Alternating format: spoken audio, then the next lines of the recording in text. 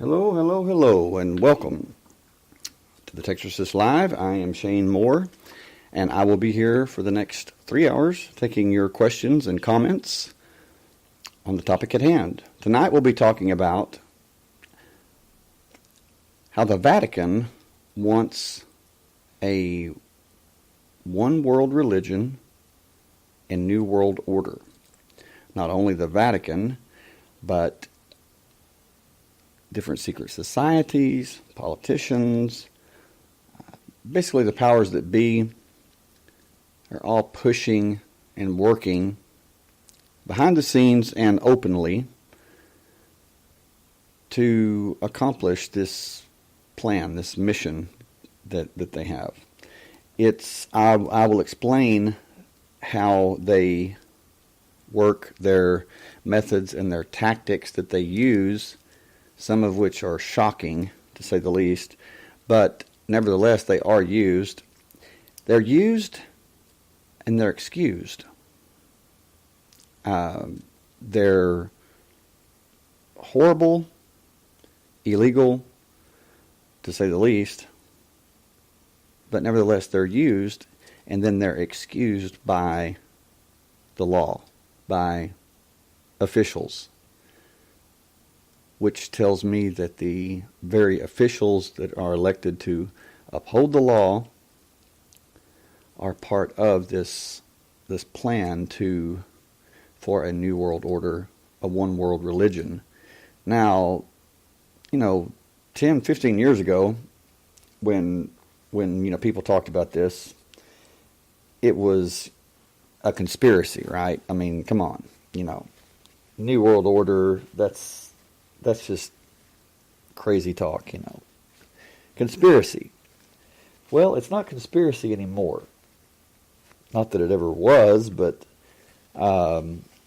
it doesn't sound crazy anymore. And when you look at it, when you look at the mounting information and the evidence of what's going on, you cannot deny that there's something in the plans. There's something at work. There's a plan, there's a mission, and there is an agenda. And they're very serious about it.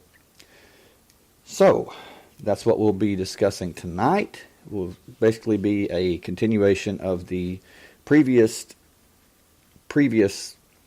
podcast that we had, and but we'll talk about that. We'll talk about Pope Francis and certain things about him, Vatican, the Jesuits, secret societies, all that good stuff.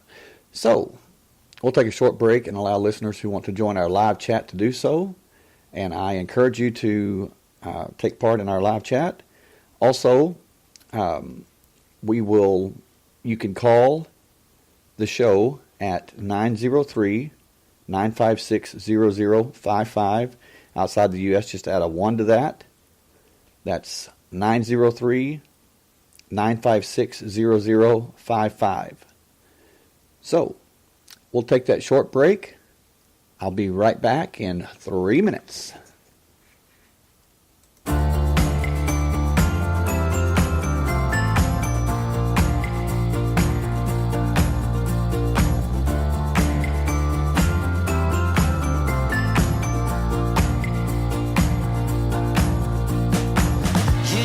Please, I think I drank too much. I said, what can I do? You said, get me a taxi.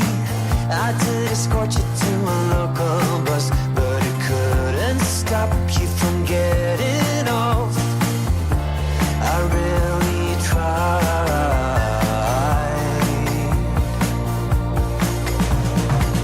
You never thought about your destination, and what can one do except follow you? The one that taught me about procrastination. You really taught me to be patient. I really tried.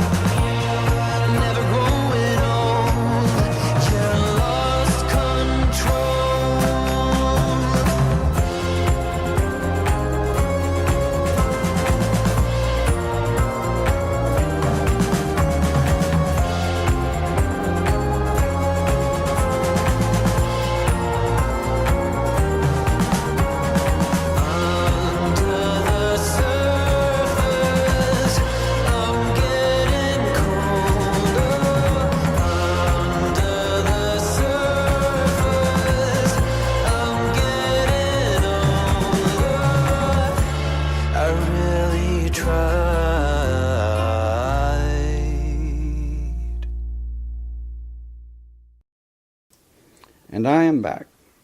Hello, Mona. Hello, Randy. Glad you're here and joined us. As I always say, one is a lonely number. I am still sending out the live links, which I'm going to start doing. Had some people that messaged me about, well, I didn't get the live link, and so I missed the show. So I'm not sure who wants to receive those, but if you don't, if it's a problem, just let me know, and I'll, it's not a problem. Not a problem at all. So, anyway, we're talking tonight about Pope Francis, the Vatican, how he is really chomping at the bits for a new world order, and not only that, but of course a one world religion. And guess what that religion is going to be? I mean, do the math. He's the head of the Roman Catholic Church, so go figure what that's going to be. I mean, so it seems like history does in fact repeat itself. I've heard that. I've heard people say that all my life. History repeats itself. And when I was younger, I would think, oh, they're just saying that. It's just a phrase people use. But I believe it now. I believe that. Well, I know. Not that I just believe, but I know that there are cycles that are repetitive, just like cogs on a wheel in a machine. And this is how I view it. I'm not sure how, most people view it, but I view it as cogs in a machine, and that they move, and just as just like the wheels and cogs and things work inside a watch or a clock. There's the second hand that moves the minute hand, or whatever you want to call it, and then the hour, and then that it's all interconnected, and we are all. It's really something how we are all connected. To an astonishing degree. It's not just conjecture anymore. It's not just conspiratorial anymore. I mean, it's really freaky. I mean, just like you have people that are, Dr. James Gates, the physicist in Maryland.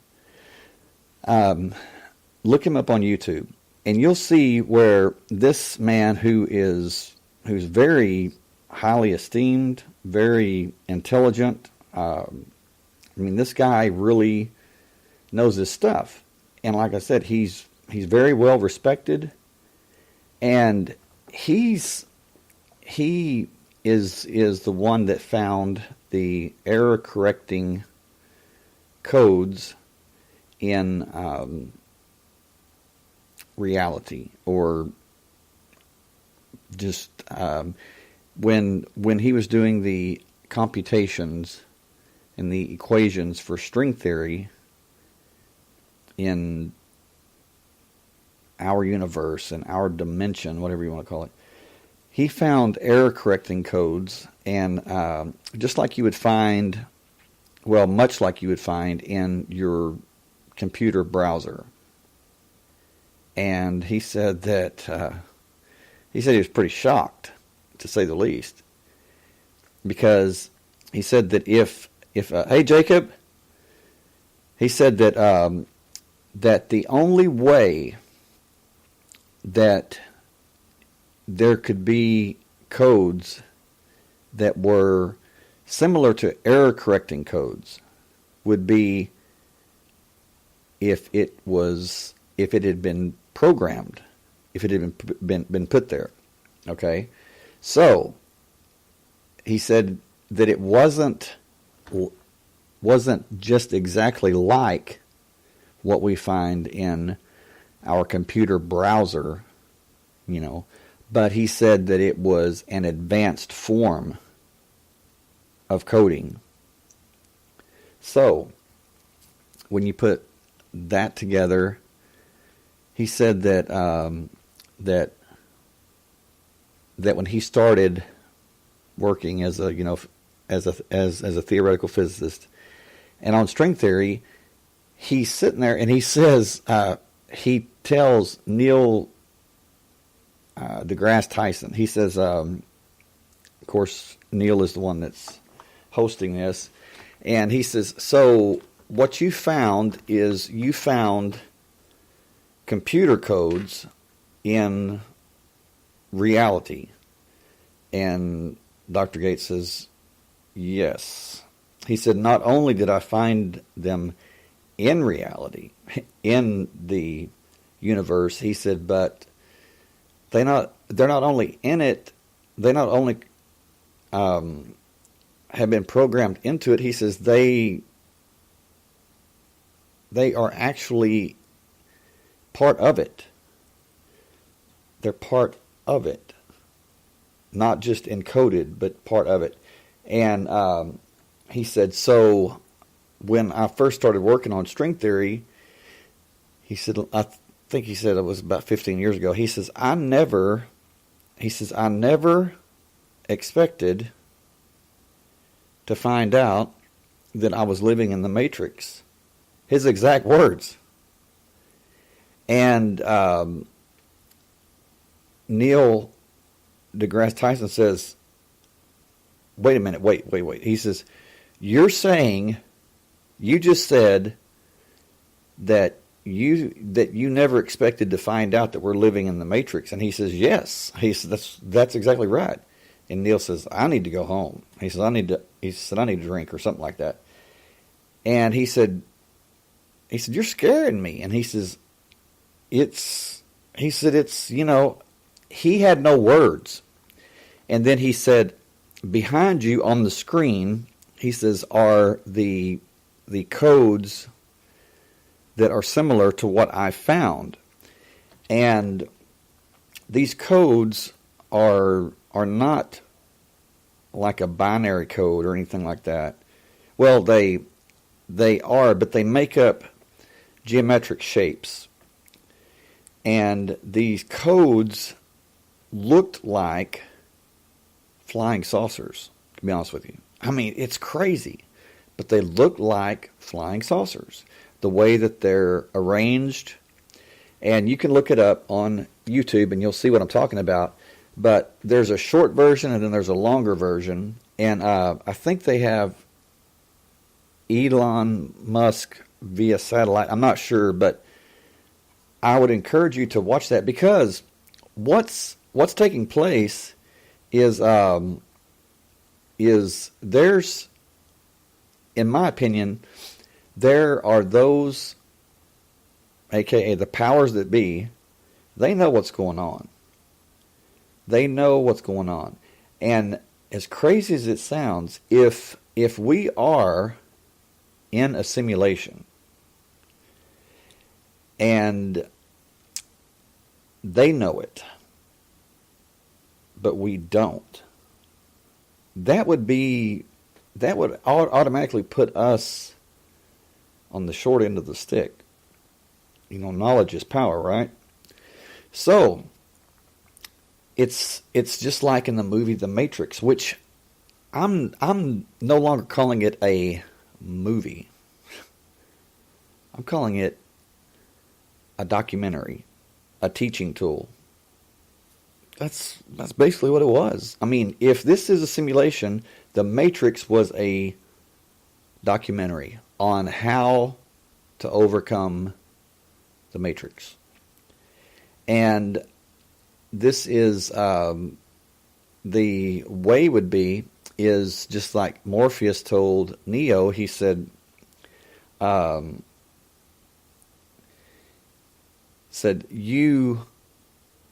he said the rules of the Matrix, he said the rules of this world, he said only apply to those who believe them, basically is what he said. He says, but they can be bent. They can be bent. Okay, well, if you don't know that you're in a simulation, then you can't bend the rules, say the laws of physics and things like that. Someone that can, they're going to dust you. You're going to lose every time, no matter what. It would just be, it would be like playing a video game. This is crazy. I cannot believe that I'm actually talking about this seriously, but it's like if you were playing a video game and your friend or son or daughter or whatever, they know cheat codes, or they know how to bend the rules of the game. You're going to lose every time.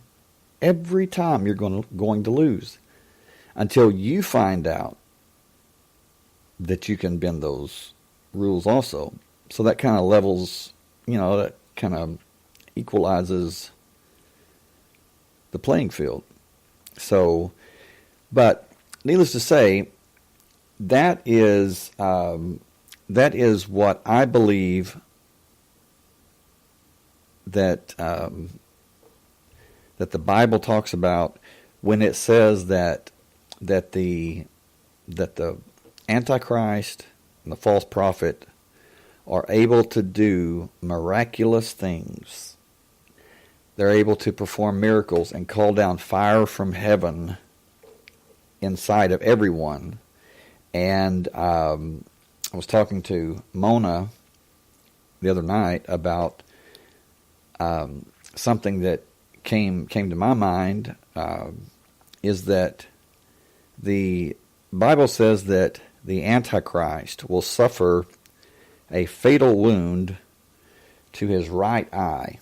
And there's a lot of movies now where the hero or whatever of the movie, or maybe a villain, I don't know, they have a patch on their eye, on their right eye. And a lot of the movie stars, a lot of celebrities, when they're being interviewed or they're being photographed, they cover one eye with one hand, and it's mostly the right eye. So the Bible says that the Antichrist will suffer that fatal wound, which will be in his right eye. Why do you think that all of these actors and actresses and celebrities are covering their right eye? Now, whether or not you believe in the Bible, or whether or not you believe that it's true or whatever, makes no difference, really, because they believe it. They believe it's true. It wouldn't matter if it's Mother Goose. I mean, it wouldn't matter if it's a book of fairy tales. If they believe it's true, then Houston, we've got a problem, because they're worshiping this evil, or whatever you want to call it, and they're taking it very seriously. I mean, when you're making movies and there's signs in the movies that are paying homage to this being, to this entity, to this God, this dark personage or whatever, it's very troubling, because it's not a good thing. And there's things that I've been looking into, researching, and it really gets extremely dark, beyond dark, and it goes into different things, such as constellations and how that they're veiled in the Bible, and as different beasts and different entities, different animals, and they're talked about. And then the numerology and things like that. Okay, well, if you don't know that language that they're using, that they're following, it's like a screenplay. They're following it. They know what comes next. But if you don't know how to read the language, the metaphorical language, the symbolism, then you're going to be blind, which is exactly what they want. The Bible says the God of this world has blinded those who can't see. How? Well, by taking your spiritual eyes, blinding them with materialism and fame and fortune, which is very effective, by the way. Most people will succumb to that. But the one thing that the Bible says is that there will be a world system, a global system that will affect every person on the planet. And that world system will be ruled by the beast. It will be ruled by the dragon, by the beast. The beast will receive his power from the dragon. And the dragon is otherwise known as Satan or the devil or whatever. So, you have the beast system in place that is monitoring every human being on planet Earth, everything they do 24/7. There's no privacy. You can wave bye-bye to privacy. Everything that you do, everything you say, will be somehow recorded, archived, and I believe that that's only possible with a quantum computer. So the quantum computer has got to be what the beast is. It would be the mechanism that the entity or the energy or whatever you want to call Satan or the devil uses to monitor and imprison every person on the planet that takes part in this system. Okay, now having said that, before that can take place, there has to be, the system has to be implemented, right? It has to be enforced. That time hasn't come yet. But the speaker, the spokesman for the Priory of Sion, which is probably the oldest secret society in existence. He goes way back. Probably probably the beginnings of mankind, I guess.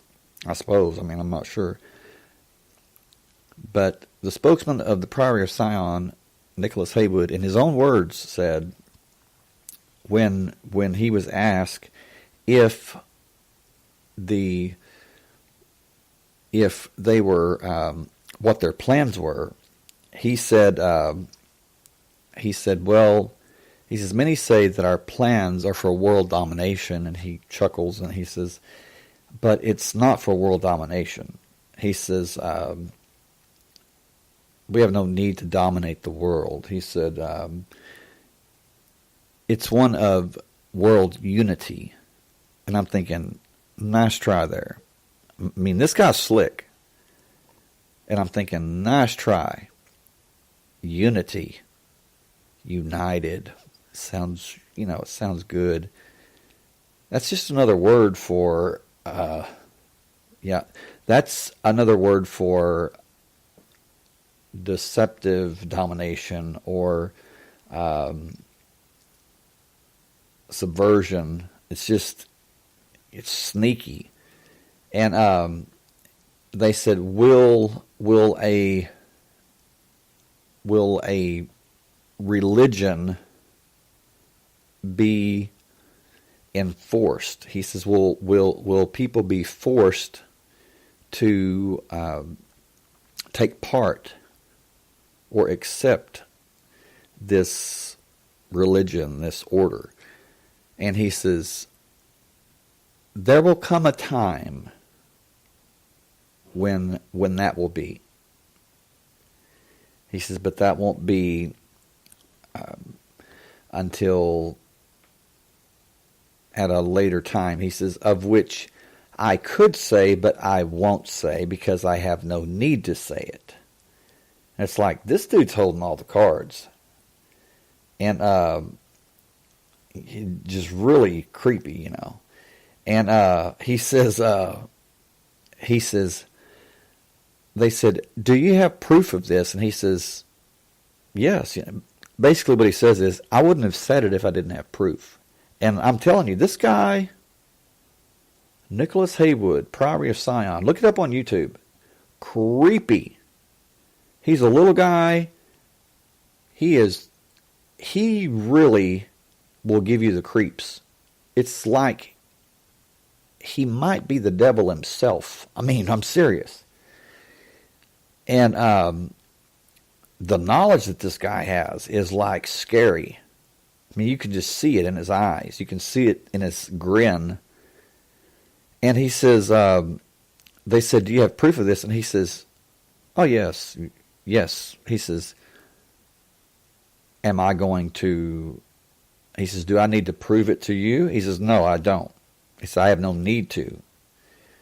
He says, it will be known, soon enough. And so he's telling the truth. I mean, he says right now, he said, it is not a problem if we're believed or if we're not believed. He says, but there will come a time when we will be believed. What he's saying is there will come a time when you will believe us. You will accept us. You will accept this order. You will accept this religion, this way of life. You will give your allegiance to this system. And if you don't, then you're not going to make it. I mean, you're going to be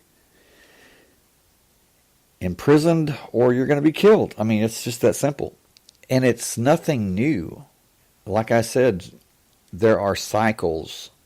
There are cycles. There are small cycles. There are larger cycles. And it's nothing new. Look at the Jews. How the Jews were, they were murdered, executed, genocide. I mean, and then look at how the Roman Catholic Church persecuted everyone who would not believe.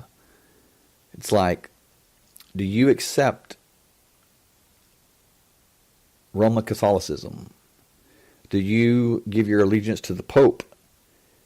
And those that said no, they were killed right there on the spot. There were entire towns, cities that were just massacred. And so if it happened then, and the Holocaust happened, back in the 40s, and then look at Russia, how Russia, there was Stalin was responsible for the death of 50 million, and people talk about Hitler, with 6 million. But what's not talked about is the Roman Catholic Church. The church, in the name of God himself. They've killed more than Stalin and Hitler ever thought about killing. Talking about, 100 million? When you throw in the Native Americans, when you throw in the Cathars in Europe, in France and Spain, when you throw in the Salem witch trials, the Inquisition, I'm talking, it's horrible. And this was something that was issued by the Pope, the leader of the Roman Catholic, the Universal Church. And so I guess when they murdered someone, when they massacred an entire town or village, massacred entire families, they did it with love in Christ. I don't buy that. Not one bit.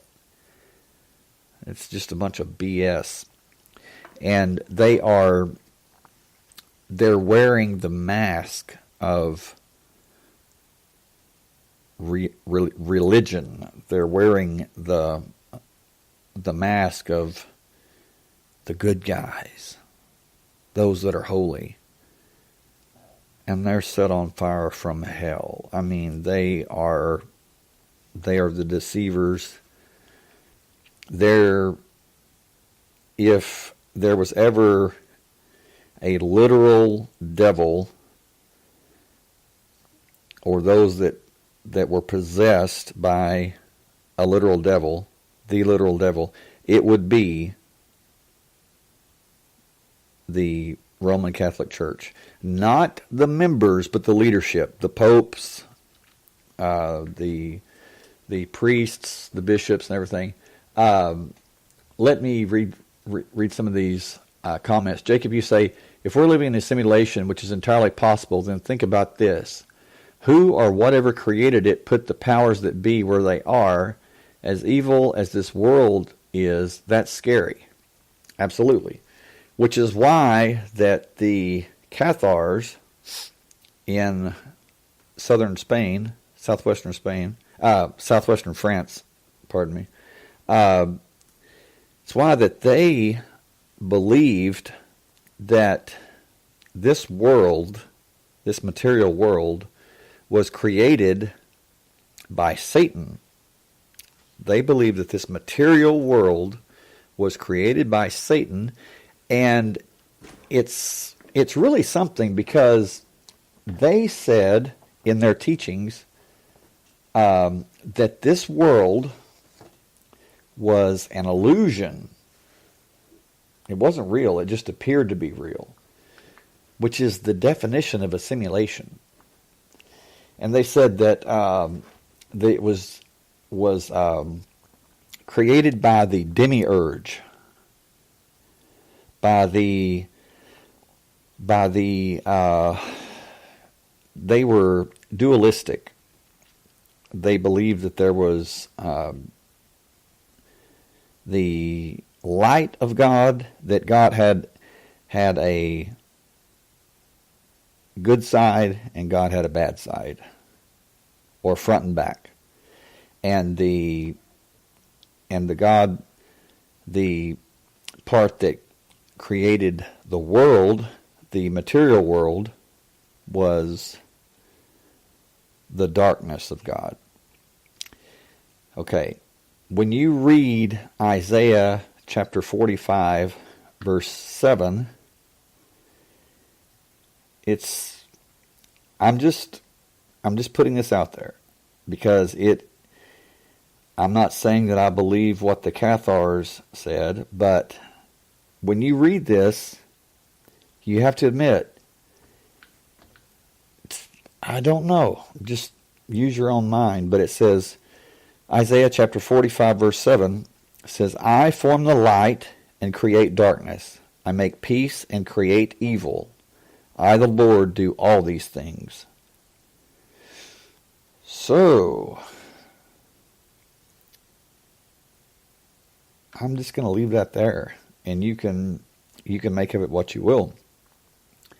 But that's the Cathars said, yes, this world and everything in it is all an illusion, and it's It is meant to take your eyes off of the spiritual, and they were against it, but they were pacifist.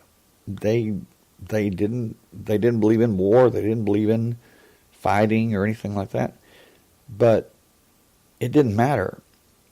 They refused to bow under the Roman Catholic Church, and because of that,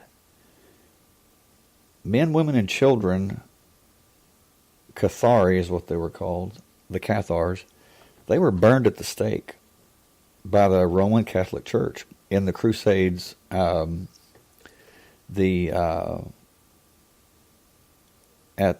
their last stronghold was Montsegur. I believe it was Montsegur, on top of this steep mountain, and there were 200 and I don't know how many, 233, I'm not sure, men, women, and children that were brought down from that mountain and were burned at the stake just because of their beliefs. Same thing with, people that went through the witch trials that were burned at the stake. I mean, a woman could just have like a black cat hanging around her, and they'd go, "Oh, she's a witch. Let's burn her to death. Let's torture her." Crazy. But anyway, Randy, you say, I was just going to say he's full of shit, and you just proved it before I could type it.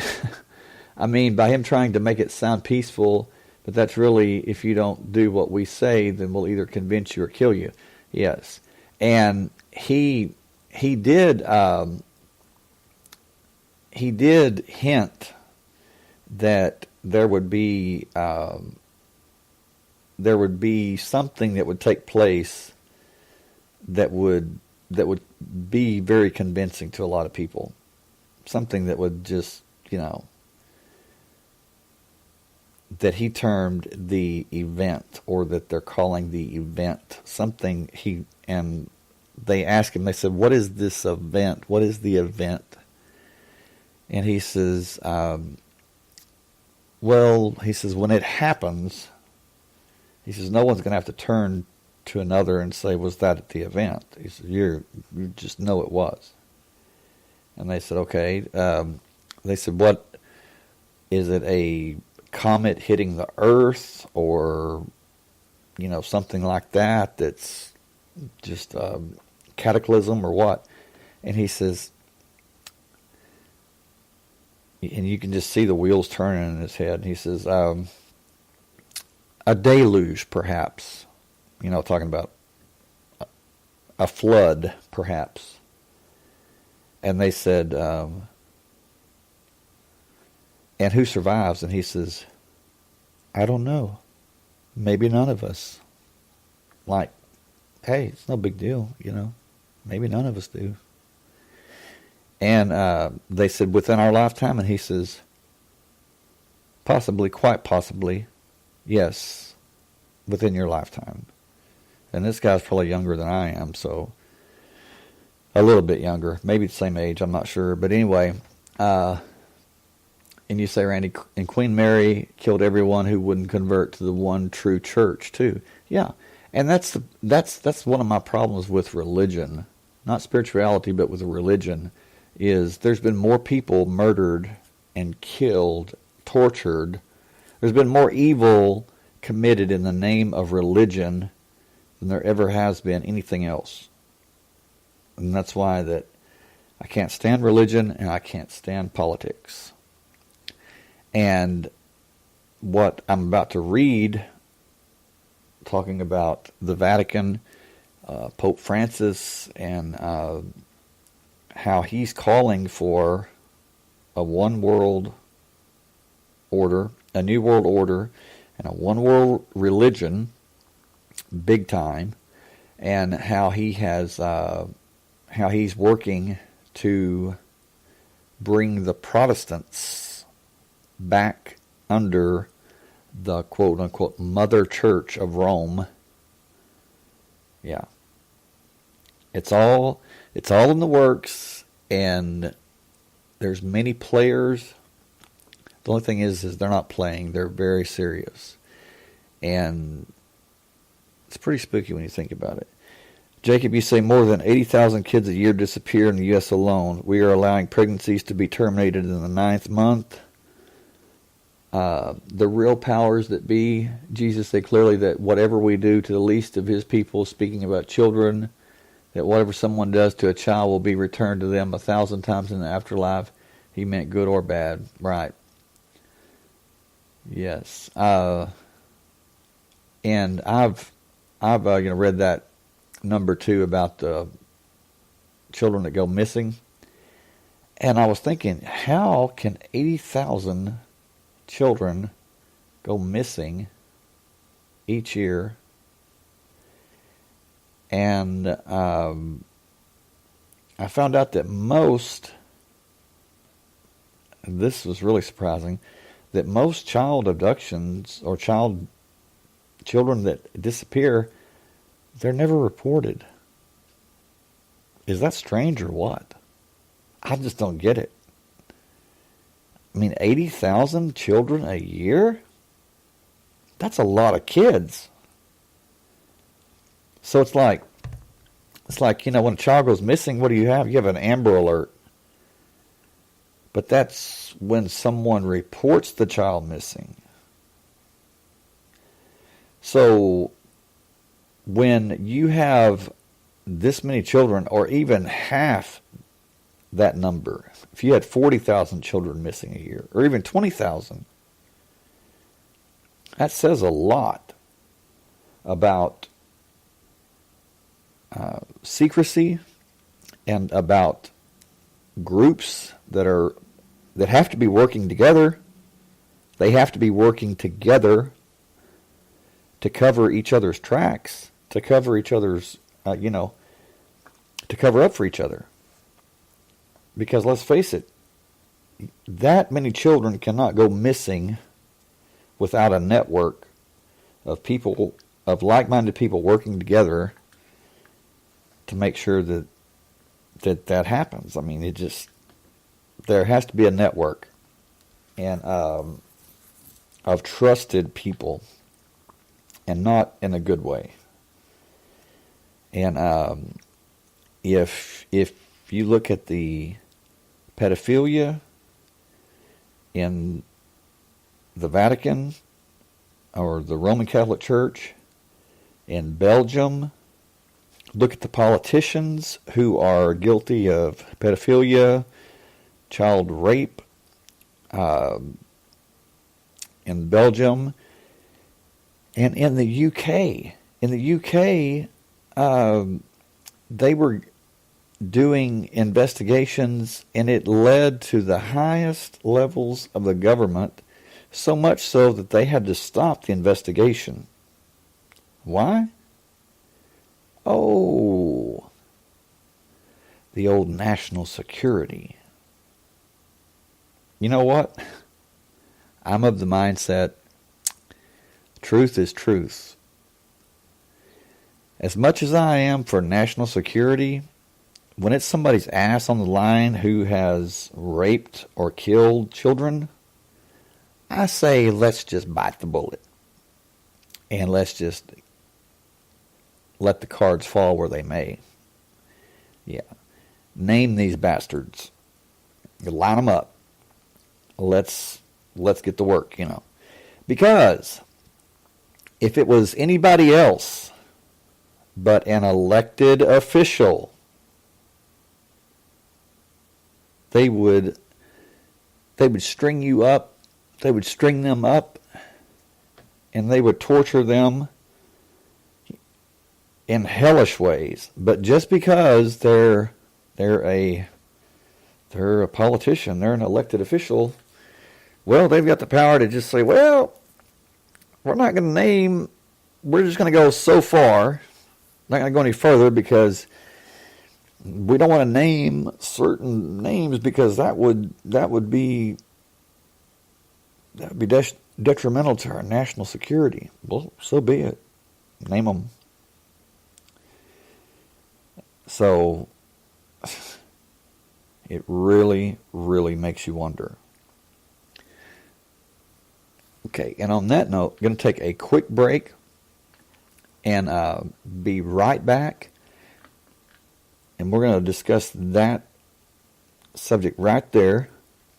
And I'm going to read to you what Pope Francis said about the New World Order and the one world religion that he wants to enact. Be right back.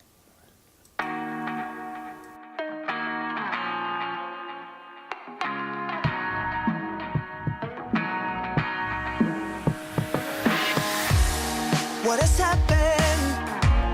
What are we fighting for? Now we can't go back and we can't move on. No point to pretend anymore. Better not judge. I'm not keeping score. All I did was wait for the shit you made. I never meant to start a war. It was only a matter of timing. I never needed you around in, but we keep running round and round. I've been down there looking for the silver lining, but no matter what we always fighting. So maybe you should just get lost, 'cause you're not safe with me around. You best bolt out before I detonate. You come too far out of bounds. You better plan for your getaway, 'cause you're not safe with me around. You best bolt out before I detonate. You come too far out of bounds. You better plan for your getaway, or I detonate on the up. I've been held down, but I can take control. There was no escape from the locked up gates, but I'm not in prison anymore. I've been strung out, starting to lose my soul. But you went too far and I won't back down. I'm heading for another door. It was only a matter of timing. I never needed you around in, but we keep running round and round. I've been down there looking for the silver lining, but no matter what we're always fighting. So maybe you should just get lost, 'cause you're not safe with me around. You best bolt out before I detonate. You come too far out of bounds. You better plan for your getaway, 'cause you're not safe with me around. You best bolt out before I detonate. You come too far out of bounds. You better plan for your getaway, or I detonate on the up. You blew up the love when the thrill was gone. You better get up before the shell goes off, or I detonate on the up. You blew up the love when the thrill was gone. You better get up before the shell goes off, or I detonate on the up. 'Cause you're not safe till you run away. You better pack your bags, 'cause you're not safe with me around. You best bolt out before I detonate. You come too far out of bounds. You better plan for your getaway, 'cause you're not safe with me around. You best bolt out before I detonate. You come too far out of bounds. You better plan for your getaway, or I detonate on the up. You blew up the love when the thrill was gone. You better get up before the shell goes off. You blew up the love when the thrill was gone. You better get up before the shell goes off, or I detonate on the up.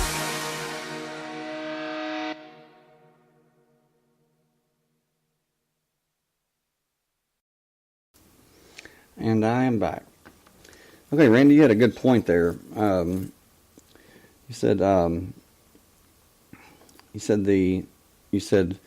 the leaders of the church possessed? Just like in the show, The Exorcism, the one with my twin, Ben Daniels. The chosen search for people of status and importance to be hosts. I don't remember what they call it exactly, but there you go. Exactly. Now, it is amazing how the shows just like that, just like The Exorcist. People say, well, that's a show. Well, true. But some of the shows, you can look at them as blueprints, or you can look at them as personal experiences. They're not just shows. They're communicating. They're sending a message, a very serious message. It's not just a show. But that's exactly what takes place.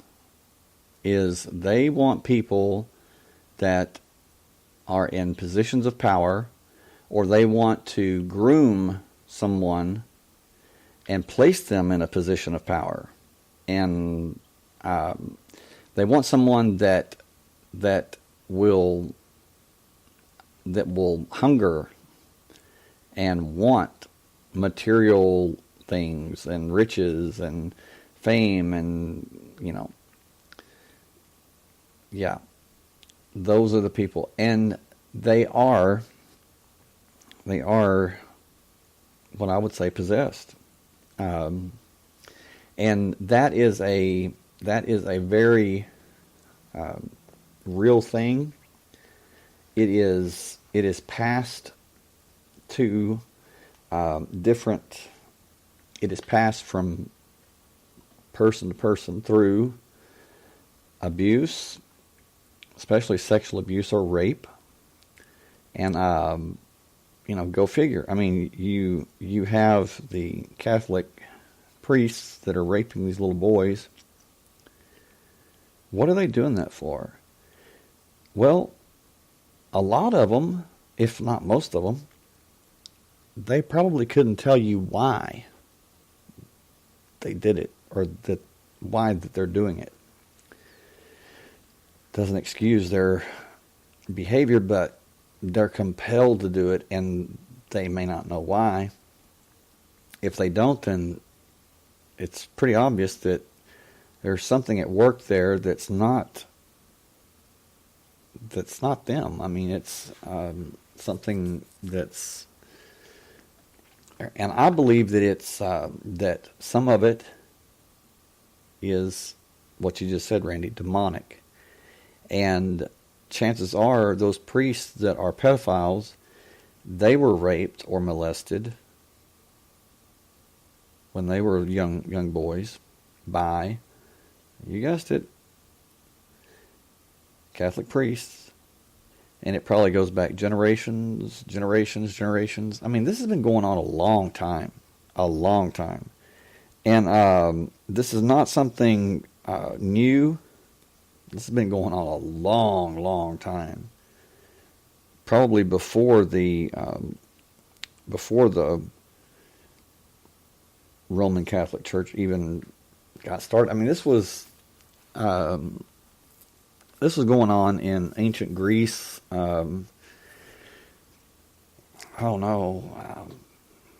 Way back. So, but that's the reason. That's one of the reasons, and it's one of the most effective ways to transfer demons, generational curses, or whatever you want to call it. Very evil. Jacob, you say the Catholic Church is corrupt on almost every level. I agree. The Church is Christ's bride in the book of Revelation. It also says that the bride will be lifted in the end days, and all her blemishes will be removed, and she will be made perfect before the wedding. Right. But as far as the church, as far as the church goes, it is not the Roman Catholic Church. It is not any denomination. People are like the Pope, well, the church is married to Christ. Oh, really? Your church of priests raping boy raping priests? Okay. I don't think he's going to really be very happy with that. So, you're scratched out. Okay, who's next? Well, you have all these different denominations, and no, it's those who do unto others as they would have others do unto them. Those who live by the golden rule. I mean, it's just that simple. that's the church. It's not some denomination, or it's the group of people that love God and love each other, that love other people. So you say King James. Yes, that King James was known to personally torture suspended witches. He hated them because his soon-to-be wife, were in a ship and a fierce storm came out of nowhere and almost sank them. He 100% believed that witches caused the storm to assassinate him. Well, also, King James, I believe that he, King James, that the King James Bible is named after, he was not a good guy. Let's see.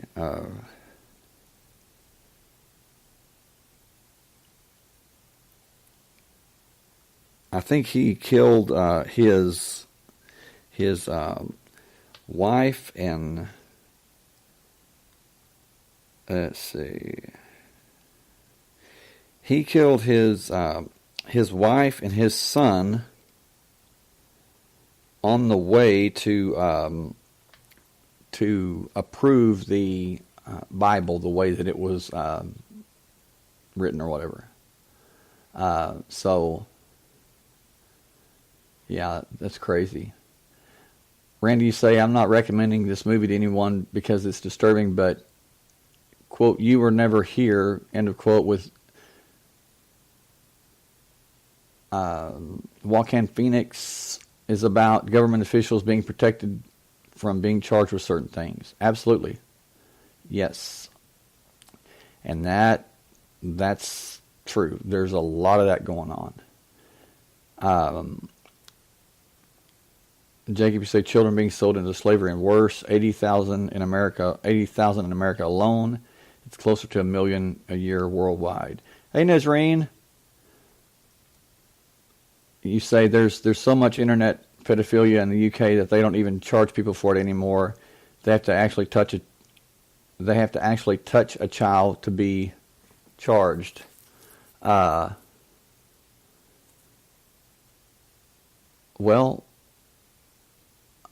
Oh, okay. Yeah, okay. Okay, I get what you're talking about now. That's right. It's very sad. But you're right. Hurt people hurt people. That's right. That's right. And the question is why does that happen? Well, it's because it's such an effective method. And that's what I want to talk about. It's an effective method because there's not to really get into it, I mean, very, very deeply, but there is, this is horrible, but it's the truth. There are more people who have been raped, that have been molested.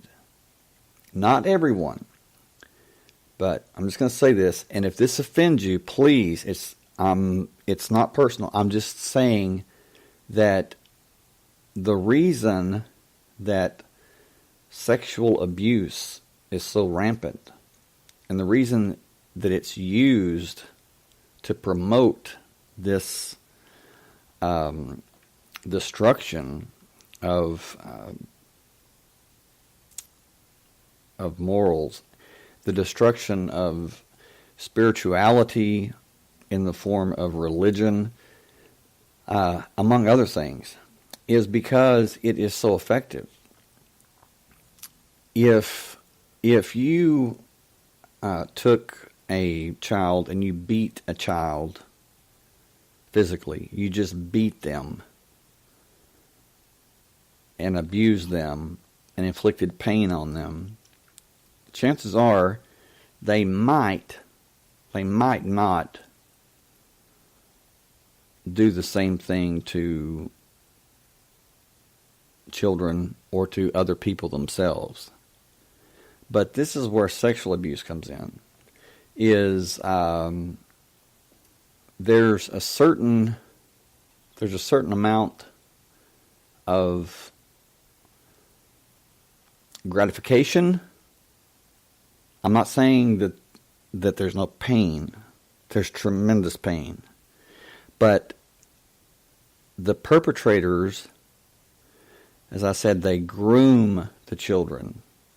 And these children want what? What does a child want more than anything? To be accepted, to be loved. And they're groomed, they're led to believe that that they're accepted, they're getting attention, they're being loved. And it's a methodical way of brainwashing where you have the pain and pleasure principle, and it's very confusing. Very confusing. And it's meant to be confusing. It's meant to blur the lines to where that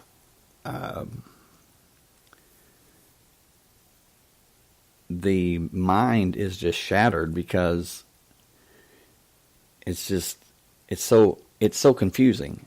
And many in the systematic abuse, many that are systematically abused or suffer systematic abuse over years, they're forced to rape and molest children also. So it's something that is carried on, and it's meant to be carried on. And there's a certain amount of programming, I think, in these fractures in the mind and the psyche, which we would call DID, dissociative identity disorder, where there's alters that are created. And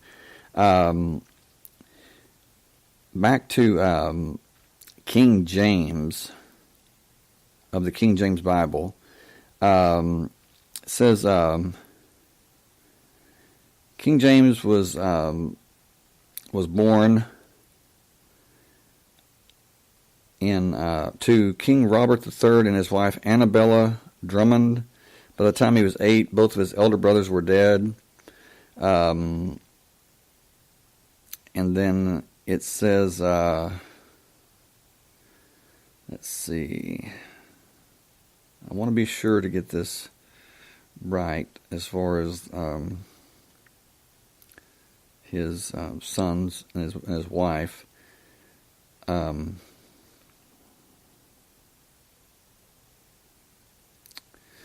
Okay. It says he was very paranoid that someone was going to take his throne, and so he was afraid that his 2 sons may take his throne. No, wait.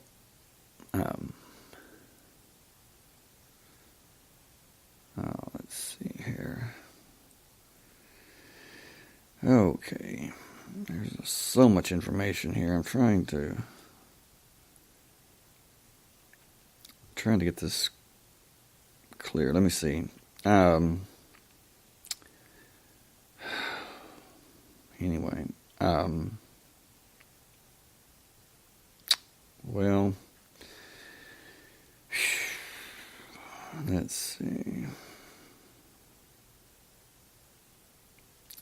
I can't find anything through all this. This is insane. Anyway, sorry about that.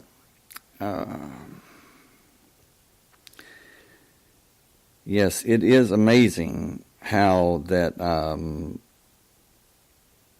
someone who was such a bad guy such as King James, that the Bible would bear his name, would be a murderer, and not only be a murderer, but of his own, family, people in his own family. Okay, I'm going to find this out, because I just feel like this needs to be known. All right.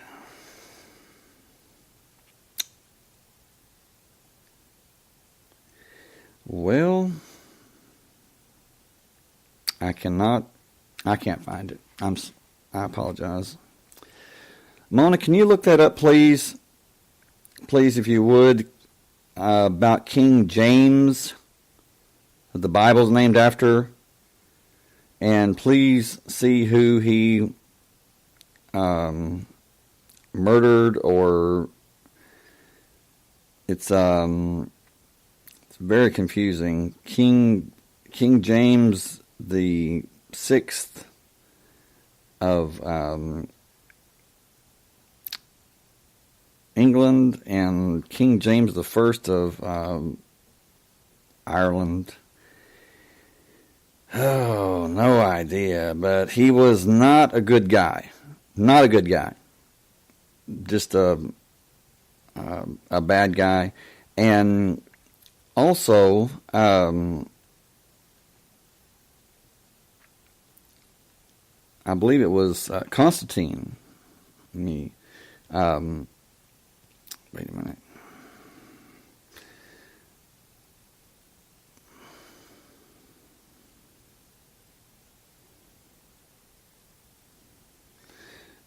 Okay.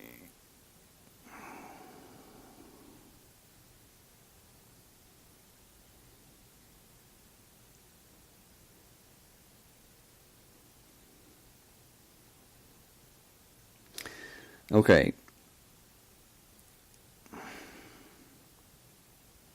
There again.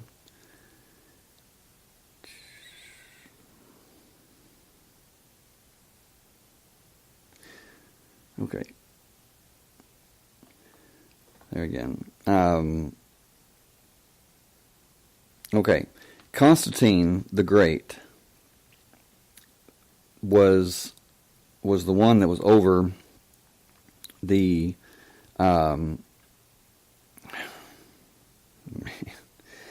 I find the page and click on it, and the page doesn't exist. It's been removed.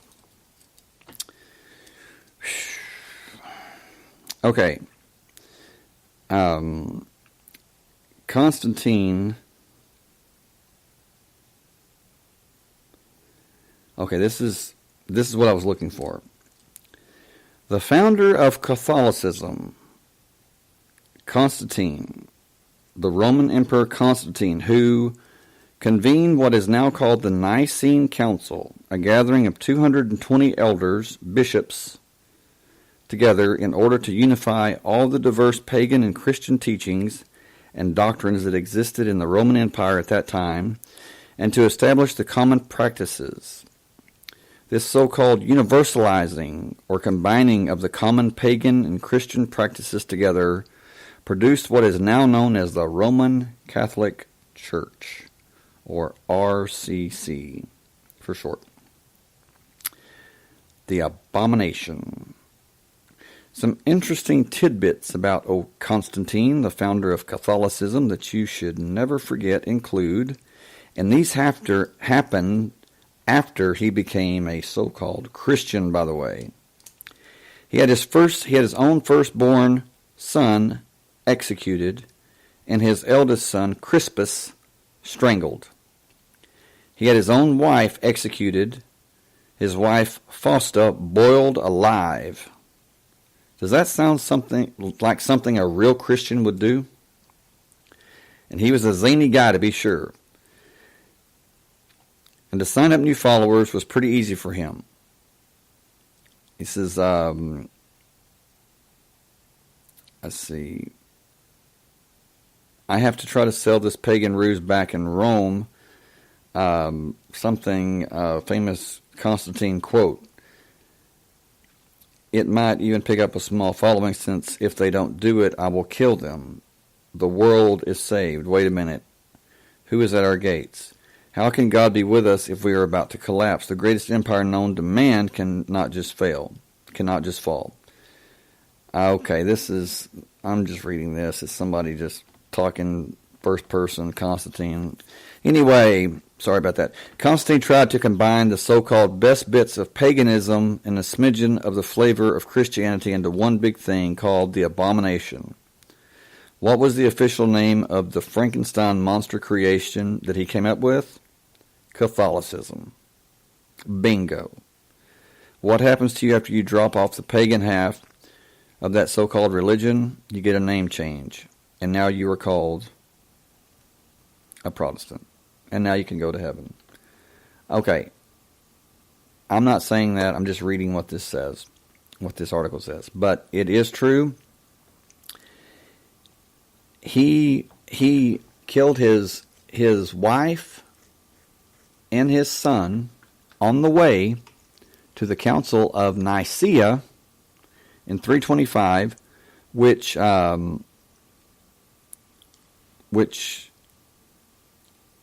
was the gathering of 220 elders to choose what books were going to make up our modern day Bible.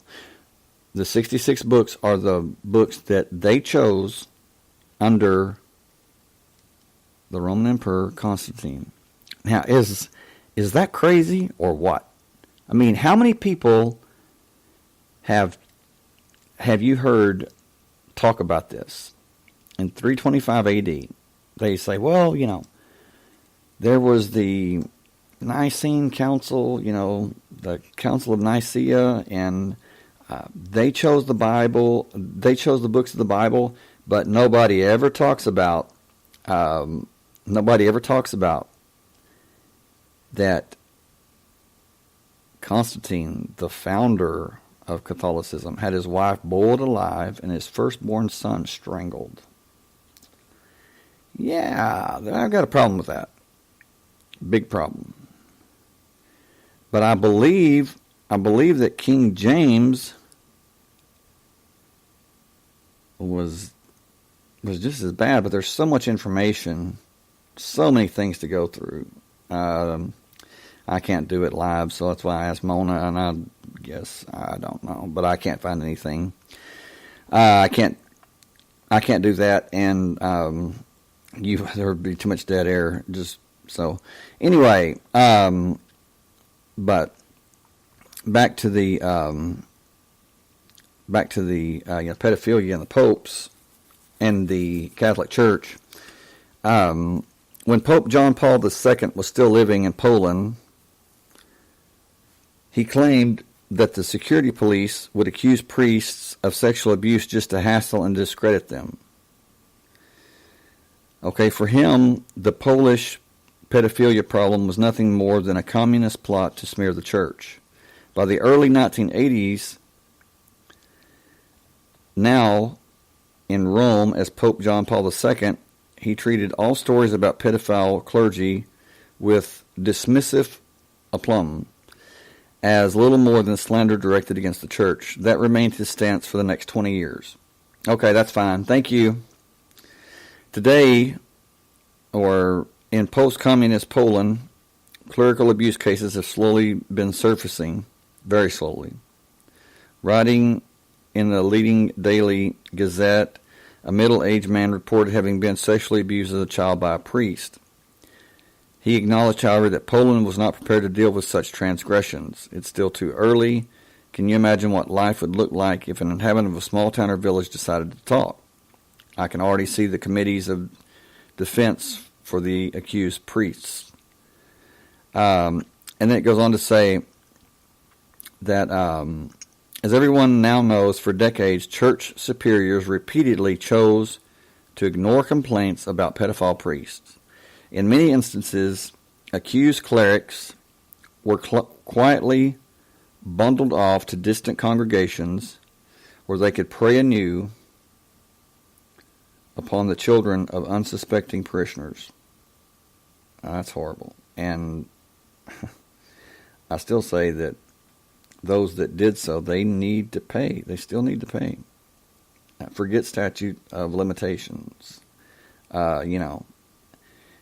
What about the victims' limitations? Well, those weren't cared for, so yeah, I have no sympathy for someone that does that hurts or takes advantage of another that cannot defend themselves. So, says that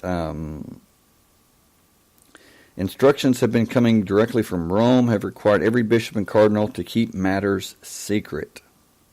These instructions were themselves kept secret. The cover-up was itself covered up. Then in 2002, John Paul put in writing specifically mandating that all charges against priests were to be reported secretly to the Vatican. Now, I mean, Pope John Paul is now a saint? Are you kidding me? No. No way. Anybody that would do that, that report it secretly so we can cover it up, he's not a damn saint. Okay? So let's just cut the bull and, let's just, I tell it like it is. I don't care if it was an angel from heaven who was trying to protect their brethren or those that were, abusing children, raping children and stuff. I don't care. I don't care if it was a literal angel. It's wrong. And I have no mercy for them. Randy, you say, side note. I even found a video on YouTube about adults remembering that they watched as kids in Catholic school, nuns killing other kids, like pushing them out of windows, and of course the church schools, etc., kept telling the previous students that they were just making it up, confused. Exactly. Now, that's something that I was going to touch on, certainly not go into, but yes, there are reports, many reports of children many children that described that very thing of nuns killing children, murdering children, and burying the children,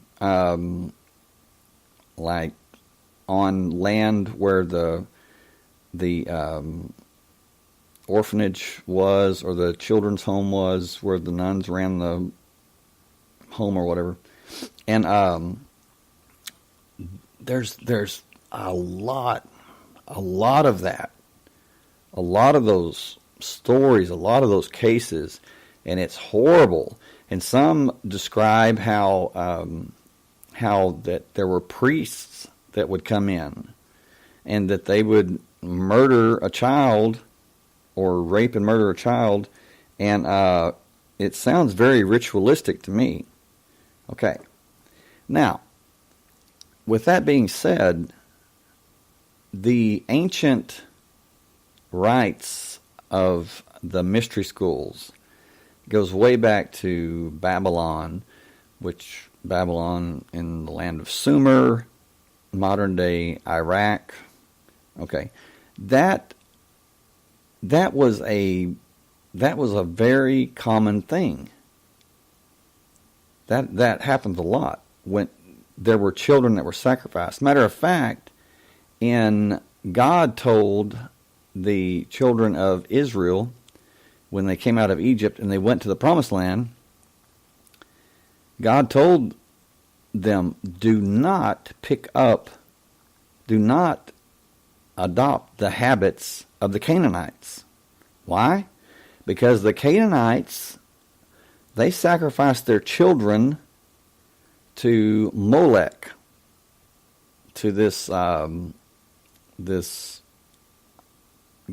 demon god that there was an idol that was built, and there was a pit in its stomach, and the Canaanites would toss their infants into the fire, and then participate in orgies while their children, burned to death. And so, of course, God's saying, okay, don't have anything to do with them. They're bad, But what happened? Well, they go in and they do just the opposite. And lo and behold, they adopt the practices that the Canaanites were doing. And it's like, how does somebody even do that? I mean, how do you... I'm sorry, but it's not like I'm going to go to go hang out with people and I see them toss their child into a fire, and then start having sex and hey, join us. I'm going to be like, no thanks. I'm going to try to save your child from the fire, and then I'm getting the hell out of here because you're freaking me out. Yeah, that's crazy. So, yeah, people just, how do people do that? Why? Well, power. That's plain and simple. Power. They want power, and they're promised power if they do that. And there is a certain amount of power that someone will receive. Is it the power of good? Is it the power of evil? Well, it's power. It's very sad, but it is. There is power that is somehow obtained by doing that. Oh, but it's horrible. That's okay, Mona. That's fine. Don't worry about it. I think I was thinking about Constantine, but I wasn't sure if King James had done the same thing, but it was Constantine. So thank you for looking, though. But Jacob, you say that abusers tend to have been abusers, but not everyone who has been abused does that. That's true. Very true. You say, I sure as hell don't. I'm a Christian. I know that I'm not supposed to judge, but I can't help myself when it comes to for a pedophile. I'm pretty sure that God understands that, and I don't believe He would put me in hell for feeling that way. Of course not.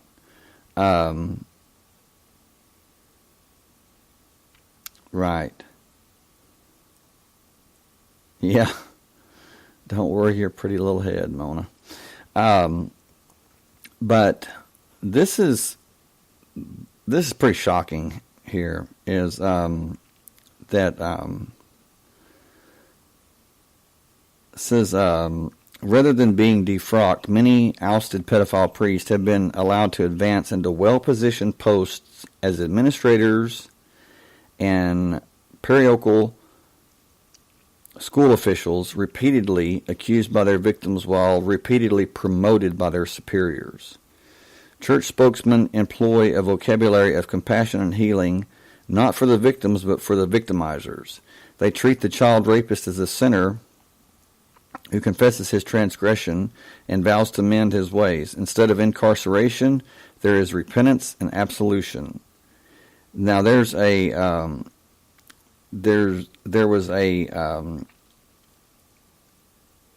man that was on was a psychologist and was on the news or something. They were reporting it, and I believe it's on YouTube.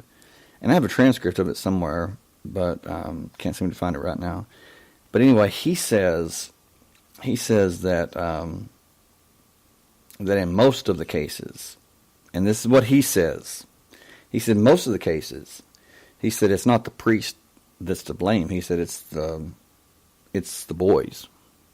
And the reporter's like, excuse me? And he says, yeah. He said, the boys. He said the boys, they were young and they wanted attention, and they approached the priests, and therefore they led the priests on, and they tempted the priest, and the priest, gave them the attention that they were seeking. And I'm like, kill him, kill this guy. I mean, really? Are you serious? Yeah, exactly, Randy. You say, so that makes it better. Exactly. And he's saying basically that he doesn't give a damn about the kids.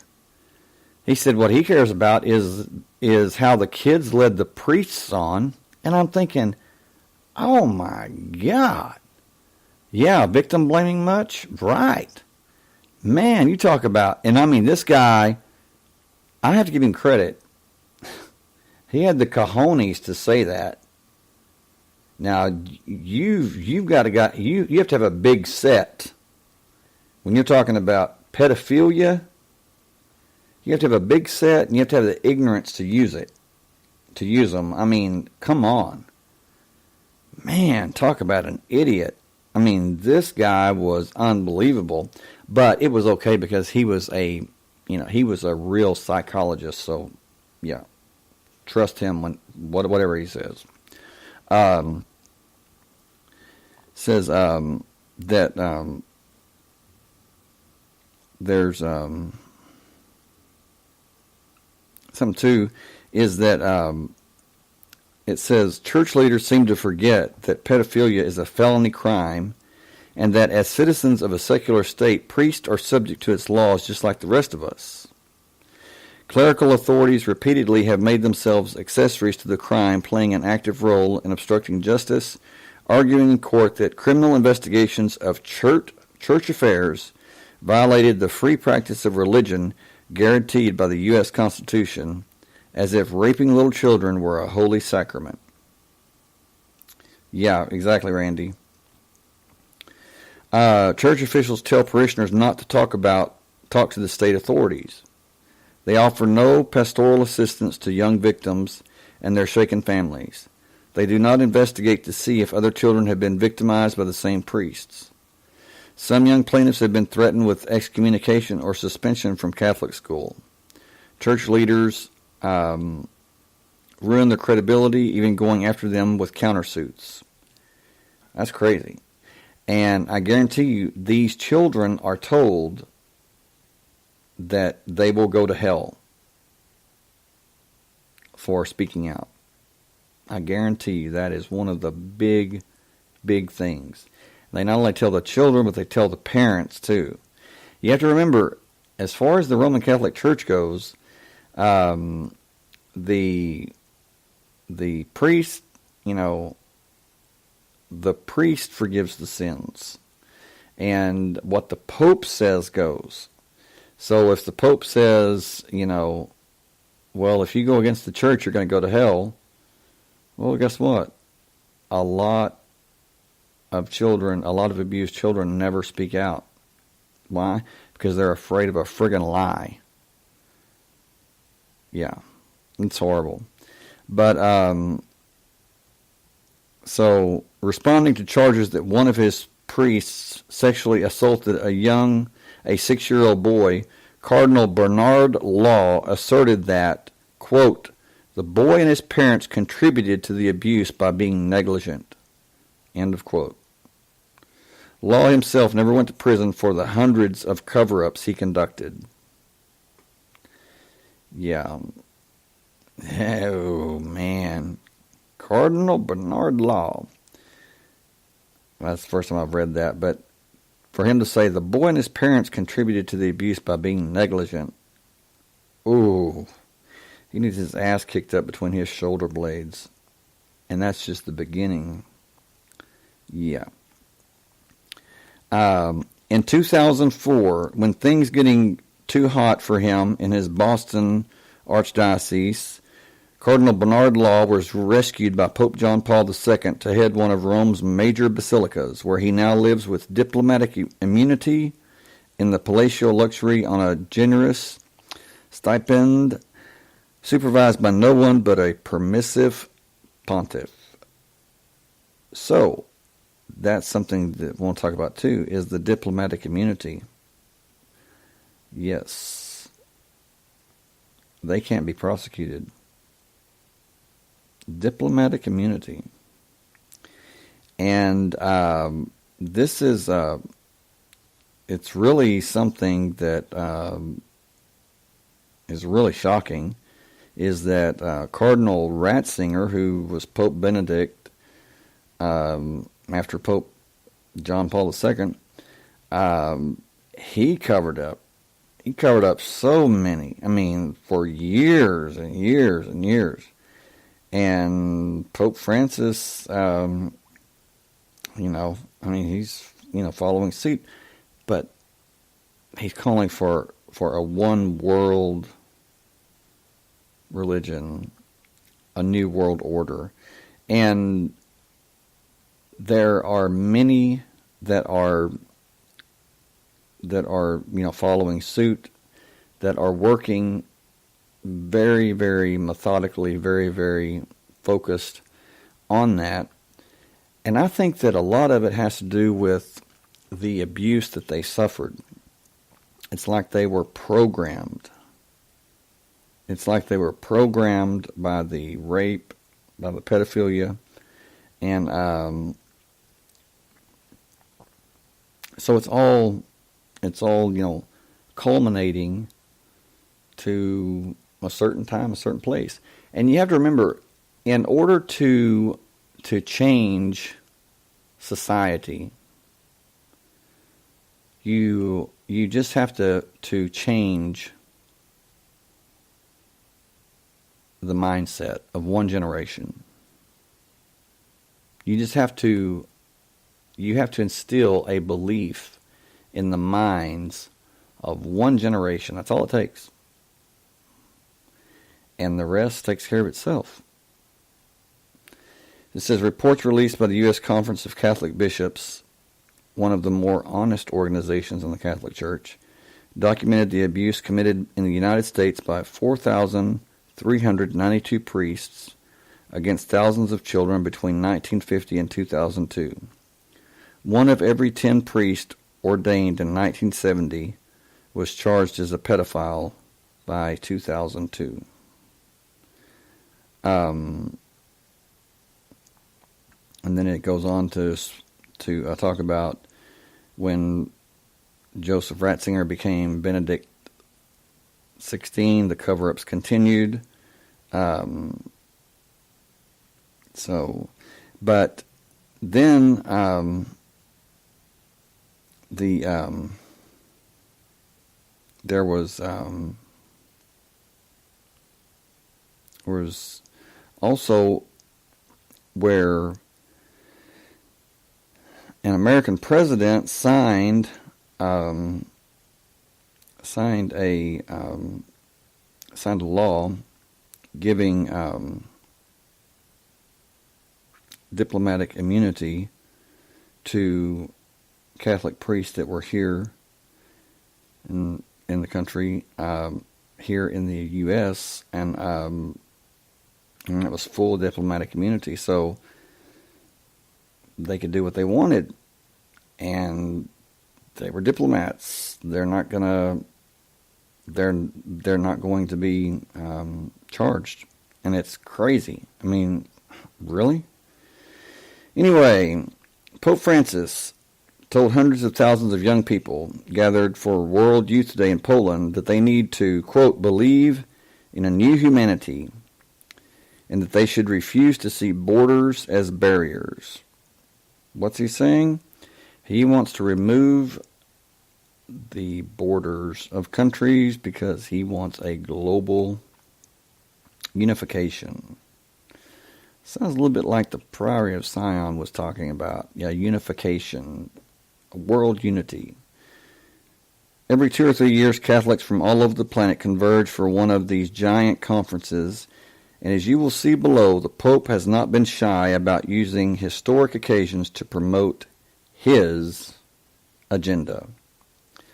Unfortunately, it has become exceedingly clear that his agenda includes moving humanity toward a one-world religion and a new world order. Of course, Pope Francis is not going to use those exact phrases, but at this point, it is very obvious what he is trying to do. If you don't believe me now, perhaps you will see things differently after you have seen the evidence in the rest of this article. Let's start with what the Pope had to say at the World Youth Day conference. Quote, "People may judge you to be dreamers because you believe in a new humanity, one that rejects hatred between peoples, one that refuses to see borders as barriers, and can cherish its own traditions without being self-centered or small-minded," Francis told his flock. By itself, this statement is not that dramatic. But when you put it in the context of everything else Pope Francis has done and said over the past couple of years, a clear pattern begins to emerge. In May 2016, Pope Francis welcomed one of the top Sunni clerics in the world to the Vatican, and he reportedly told the cleric that our meeting is the message. And mainstream news outlets all over the planet clearly understood what was being communicated.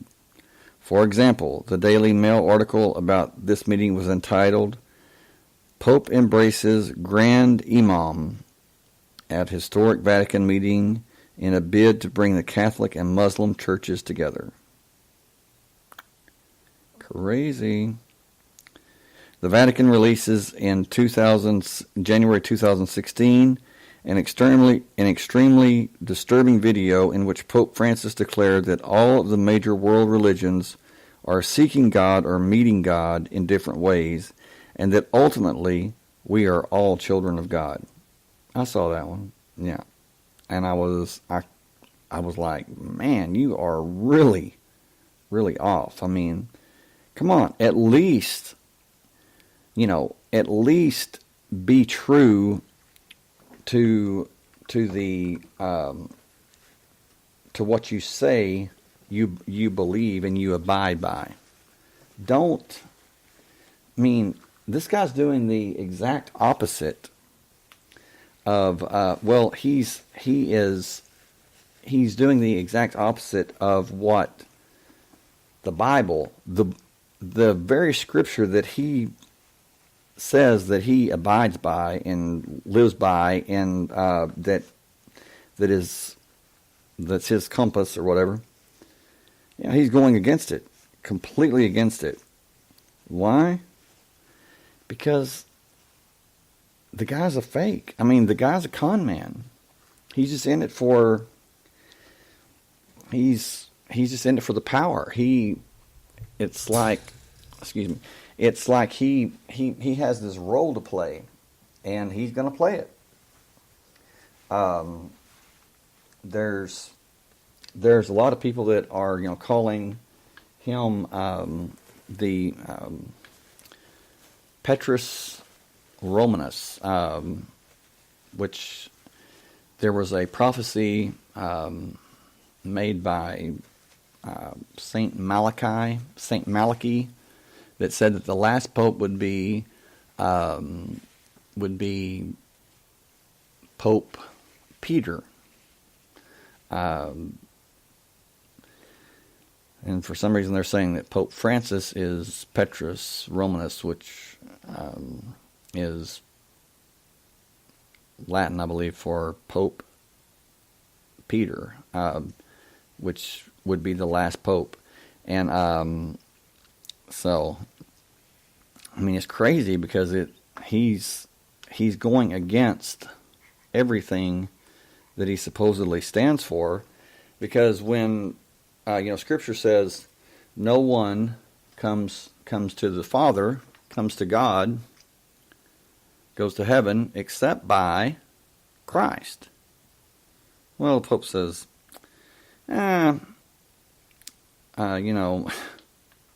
we're all seeking God or meeting God in different ways. Ultimately, we're all children of God, no matter what we do, no matter what we believe. The only thing I'm saying is when you claim to be the head of the church, you take the position of being the substitute on earth for Jesus Christ, and then you go against everything that is written. Yeah, something is very, very wrong with that.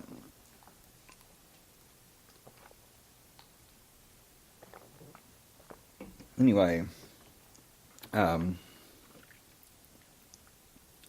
he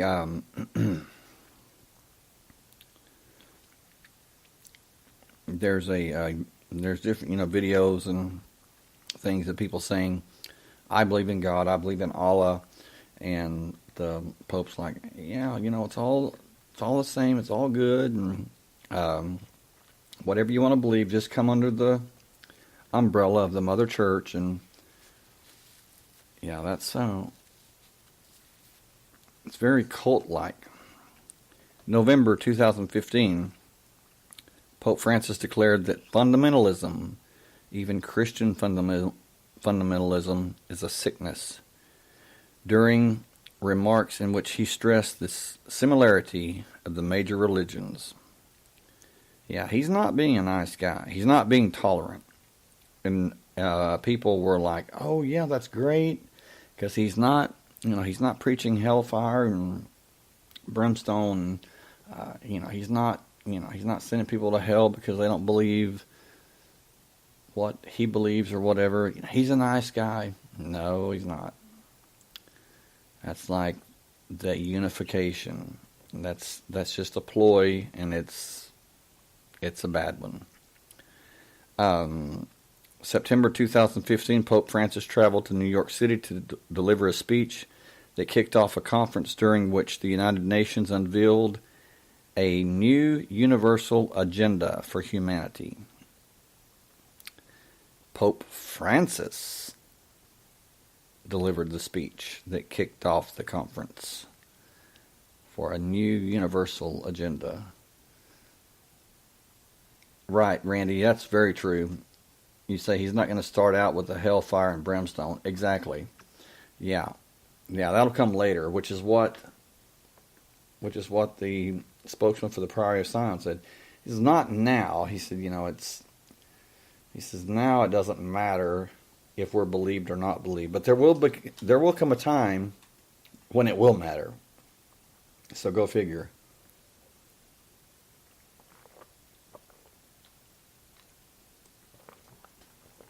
And that's just it. Is people for years they have been looking for this world system to come about with Satanism and human sacrifice and blood rituals and spells and people wearing black, looking like I don't know. I mean, looking like Marilyn Manson or something, and having these covens and severed goat heads. I don't know. They're looking for all this stuff. That's not how it's going to happen. It's going to happen under the umbrella, under the appearance of normal Christianity. That's going to be it, and it's happening now. I mean, you have thousands of children being raped, molested, like you said, Randy. There's been reports that children have made in detail about children being murdered. Now that's satanic, but it's all under the disguise of the church and being Christian. I mean, it's you could be sitting next to somebody that does things like that, that are doing things like that, and they just appear to be the most religious people you'd ever meet. And by the way, Pope Francis is the first Jesuit priest to become Pope. He's the first Jesuit Pope, which is really something. And if you want to read about Pope Francis, read about his experiences in South America before he became Pope, and you'll be shocked. It's really something. There's cover-ups in human trafficking, sex trafficking. It's crazy. And there were supposedly some children that were taken after their parents were murdered or killed, but they weren't killed by rebels or anything like that. There's reports that they were killed by certain Catholic priests because certain people wanted the children, so they were killed, and it's just very in depth. So I'm not going to really go into that, but read that about Pope Francis and his activities in South America before he was Pope. It's crazy, very unsettling. And then not just the Catholic Church either, but I have to say this: when the earthquake, I think it was, hit Haiti, and there were all these groups and everything that were going to help the Haitian people. There was a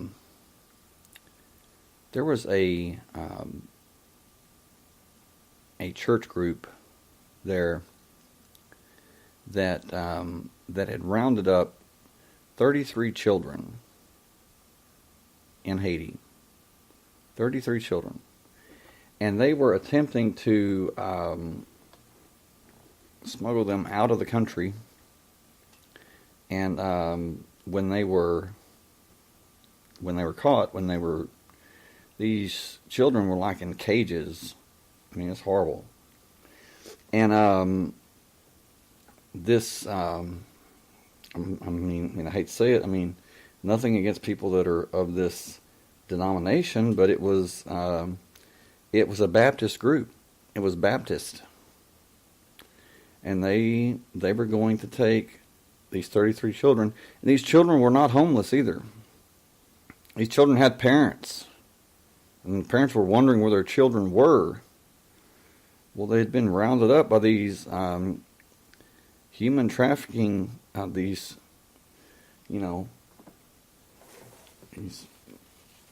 pedophiles, and they were going to bring them to the United States, and God only knows what.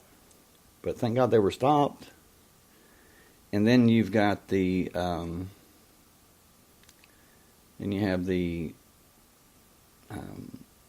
same thing.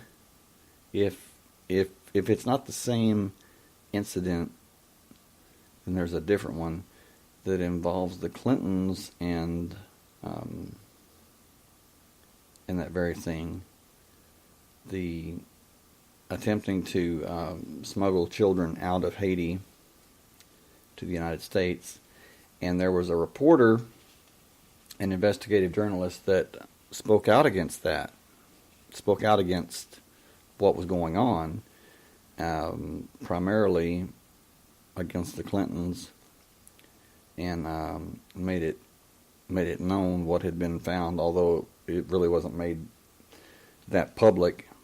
And sad to say, but she was murdered just a short time after that, after she made that public, after she spoke out against that. She was murdered, and just completely gone. A life too short. So I'm not just talking about Catholic people. I mean, the Catholic Church. I'm talking about every church, religion, creed, whatever. If you do wrong, wrong is wrong. I don't care who you are. Whether you're Baptist, Catholic, Presbyterian, Hindu, Islamic, it doesn't matter. If you're trying to traffic children or people into being slaves or sex slaves or whatever, that's wrong. I don't care who you are, and you need to be outed. I mean, you need to face the music. Randy, you say they don't walk around with their crazy hanging out for everyone to see. Exactly, yeah. And you say, so maybe that's why so many kids go missing and aren't reported. Their parents are killed, addicted, or otherwise distracted to keep them from being reported. Money threatened, taken from them, foster homes, orphanages. Either way, it's heartbreaking. Yes, and that's a good point that you brought up, is addicted. There's a lot of people that would, and they admit it, that they would sell their own children for drugs or for money for drugs. That's how addicted they are to substances. That and there's women that have been charged with allowing men to have sex with their children, small children, for drugs. That's horrible. I mean, it's crazy. But anyway, it goes on to say, during a trip to Ecuador, Pope Francis spoke for the need for a new economic and ecological world order in which the wealth of the planet is shared by everyone. Also, Pope Francis denounced global capitalism and refers to its excesses as the dung of the devil. Now, that's the pot calling the kettle black. Yeah, when you're living in the richest city on earth, yeah, crazy. Randy say, my friend went through that with her mom when she was growing up. Her mom would sell her for alcohol, drugs. That is so horrible. That's just unbelievable. But it happens. It definitely does. And that's probably one of the largest reasons why children go missing and they're never reported is, hey, mom and dad are so addicted to whatever, they would rather have the drugs than their own children. So it's sign of the times. Pope Francis called for a new global political authority that would have the resources necessary to deal with the world's economic problems and injustices. So he's calling for a political leader, for a new global political authority, a new global leader. Okay, what is that? That's political. The Pope himself has the religious authority. So he needs the person with the political authority. And that's just what the Bible talks about. It talks about that a man will arise on the scene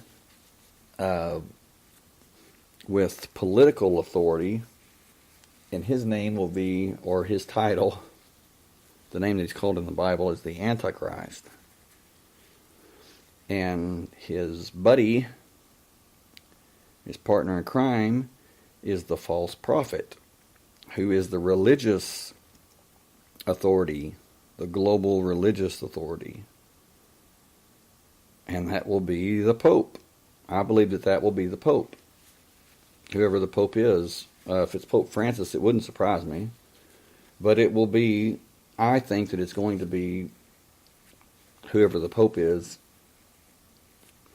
And right here, I mean, he wants the global order, the global political religious system, and not only that, but he wants the financial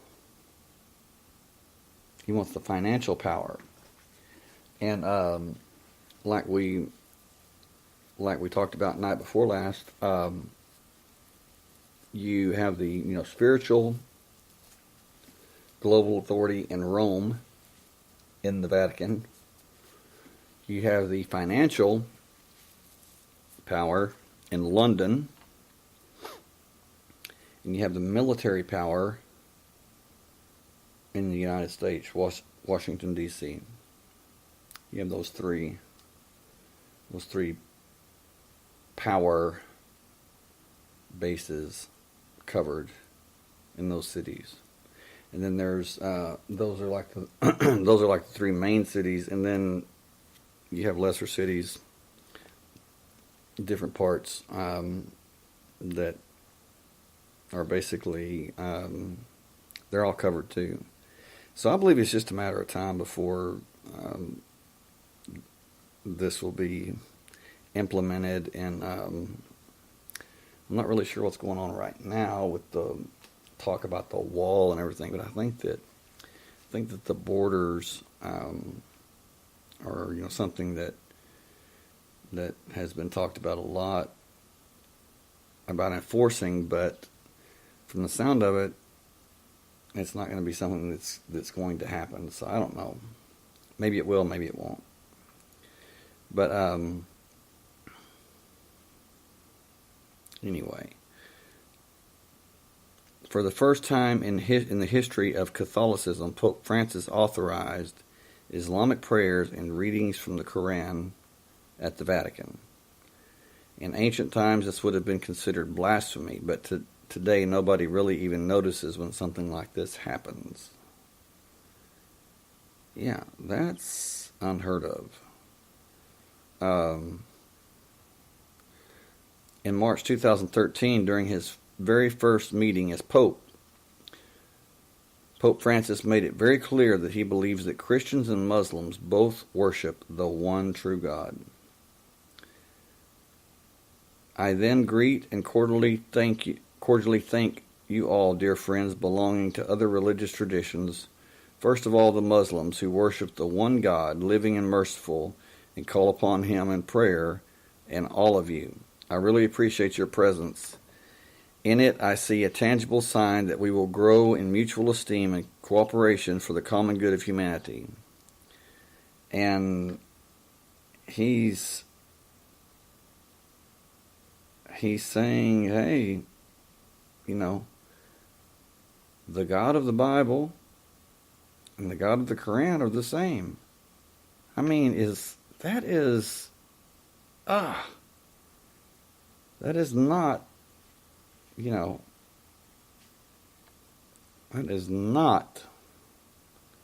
is anything but true. I mean, wow. Jacob, you say Trump announced in a state of emergency yesterday in order to build the wall. Well, I saw where he there was a state of emergency, but I didn't know that it was about the wall. So I don't know. I guess we'll see. But can you see the pattern? Pope Francis is all about bringing people together. unifying everyone. He wants to bring nations together, and he wants to bring religions together. In the end, what is the purpose for all of this unity? I believe that Pope Francis is setting the stage for a one world religion and a new world order, a giant superstate and a single faith, and that it will, if so, it will lead to a level of surveillance and tyranny that most people cannot even imagine. I believe that it will be the system of the beast system that is talked about in the book of Revelation. And by the way, Pope Francis is all for the studies at CERN, and CERN is being funded by something. I mean, they're being funded by someone. It takes billions. I'm talking, that's not cheap. So the Vatican is working with CERN. They're supporting CERN. They're supporting their endeavors. And CERN, again, they're going to have a quantum computer, this quantum computing that they're so crazy about. And when they do, I believe it's going to be centered at CERN, there in Geneva, and that it will power the rest of the computers that will be linked to it like a neural network. And like I said night before last, I believe that with quantum computing that it will be able to resonate, will be able to pick up each biofrequency of everyone's DNA. That's why that I believe that the government and the powers that be are so crazy about getting everybody's DNA. And the thing is they already have our DNA. If you were born in the United States, they've already got your DNA. They took it when you were a baby, pricked your heel, took your DNA, took your blood without any permission from anybody. They just took it. That was their right. Okay, why do they want your DNA now when they've already got it? Well, because they want to see who has activated their latent DNA, or what they call junk DNA. They want to see they want to see if anyone has used or has, like I said, activated or begin to use the 97% of DNA that they can't read, that they don't know how to read, that they don't know how to use. And if you've somehow activated it or have used it, probably at all, but more so for those who use more than others, you're probably going to find yourself being questioned and possibly detained, or probably going missing, winding up in a room without windows, explaining to them how you access that DNA or whatever. That's the only thing that I can think of is why that they would want your DNA now when they've already got it, when they got it when you were born, is to list the changes, and the only changes would be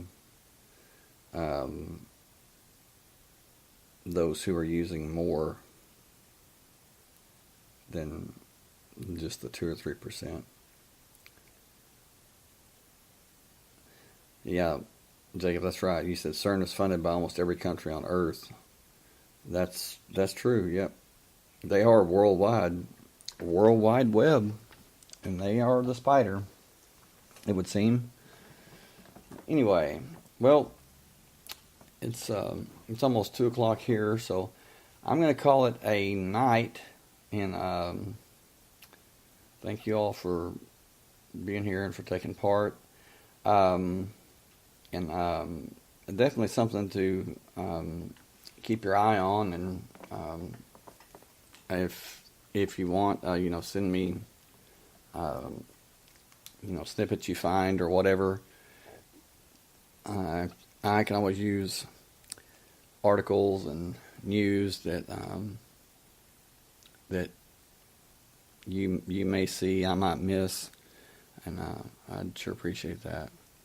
Anyway, love and light to you all. Love you all. Good night from Texas. We'll see you next time.